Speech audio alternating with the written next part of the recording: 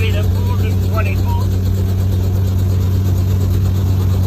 We make sure we've got a level attitude here, and then we make sure the autopilot's switched off to be able to take off. We also make sure the cabin heat's on and the vents are on.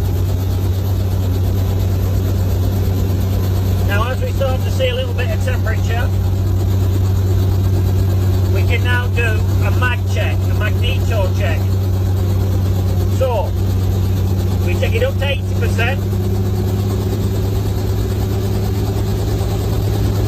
and we turn to mag on the left hand side.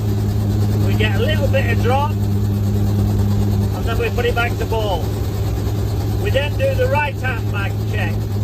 We get a little bit of drop, we check it's working, then back to ball. And then we're back to warming up at 60 to 70%. And as we start to see a little bit of green here, we can then start to take the revs right up. We'll do a needle split at 80, so we can back up to here, make sure the governor's off, and then we'll do a needle split.